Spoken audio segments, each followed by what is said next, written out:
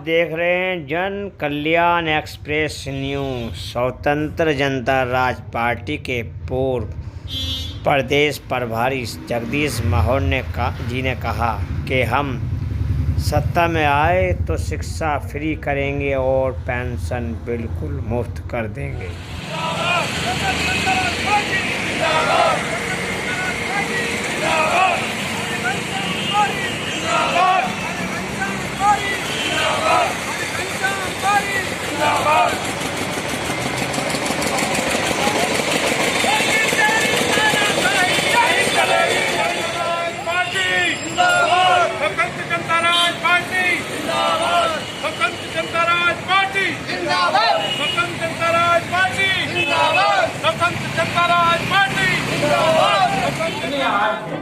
आने वाले समय में आप उतने भी ना रहेंगे जितना आज मस्ती से समय कट रहा है।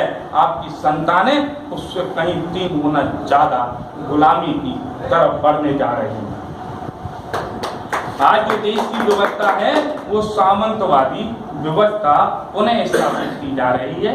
जिस सरकारी नौकरी के तहत जो बाबा साहब ने आरक्षण दिया था उसके तहत हमारे लोग IAS, PCS बने, बड़े बाबू बने, कोठी बंगला बने, थोड़ा बहुत लोग मजबूत हुए और इस देश पे शासन सत्ता के लिए उन लोगों ने आगे बढ़ने का काम किया। तो इन लोगों ने दोबारा अपना प्लान चालू कर दिया कि इसी तरीके से ये शूद्र, जो वेदों में हमको शूद्र कहा गया है कि ब्राह्मण, क्षत्रिय, वैश्य और शूद्र, कि ये शूद्र अगर इसी तरीके से आगे बढ़ते रहे तो वो दिन दूर नहीं कि हम 10% लोग गुलामी करेंगे और ये 90% इस देश पर शासन करेंगे। तो ये डर कब बैठा इनको? ये डर तब बैठा कि जब हमारे लोग लगातार बाबा साहब द्वारा लिखित संविधान के तहत अधिकार जो हमें मिले उसका प्रयोग करते हुए इधर मायावती मुख्यमंत्री 4 बार बनी, इधर लालू बने, इधर मुलायम सिंह बने और इनकी भी मजबूरी हो गई कि अपनी पार्टियों से कल्याण सिंह लोधे राजपूत को मुख्यमंत्री बनाया। उन्होंने देखा कि अब इस रफ्तार से ये आगे बढ़ते रहे तो वो दिन दूर नहीं कि दिल्ली की गद्दी पे इन लोगों का राज हो, और इनका राज आ गया तो फिर ये अपने लोगों के लिए तरक्की के लिए काम करना चालू कर देंगे। और हमारा जो सर्वश्रेष्ठ आज तक पूजा जाता है, हमें सर्वश्रेष्ठ माना जाता है, फिर हमारी कोई पूछ नहीं रही। इसलिए उनका दोबारा ये मिशन चालू हो गया कि इन लोगों को अब डाउन करने के लिए सबसे पहले सरकारी पढ़ाई को नष्ट किया।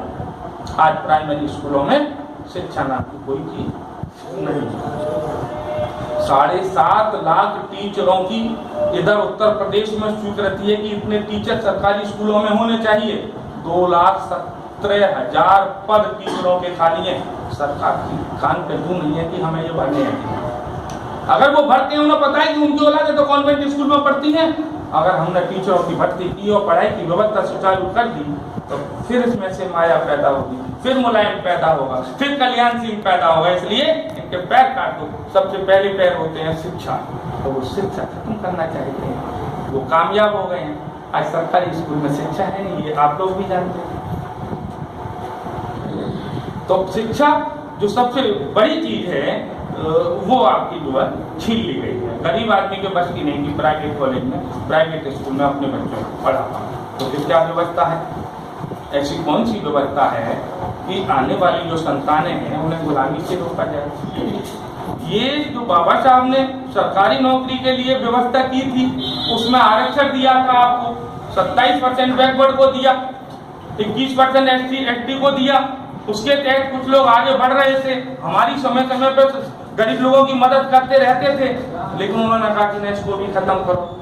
अब संविधान में चूंकि पक्की कलम से बाबा साहब ने लिखा है कि जब तक कि आपकी लेवल पे ना आ जाएंगे तब तक आरक्षण की व्यवस्था रहेगी, तो कैसे खत्म करें? उन्होंने कहा सारी सरकारी जो मशीनरी है सबको बेच अपने प्राइवेट लोगों के हाथ में। अब ये रेल से तेल, हवाई अड्डे, तो सब कुछ बेच रहे हैं।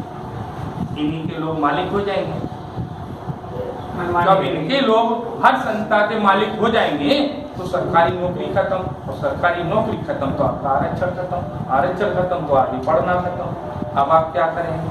आप पहले देखे एक ही चीज रह जाएगी, वोट की ताकत। और वोट की ताकत तो आपके पास है, लेकिन बुद्धि और विवेक नहीं है कि इस वोट को दें कहाँ, इस वोट का प्रयोग करें किसके। सर एक मिनट, एक मिनट, आप दोनों समझ है जो कि न पानी पिलवा दो, जो कि पानी ले जाओ, रोक दिया करो है ना। आप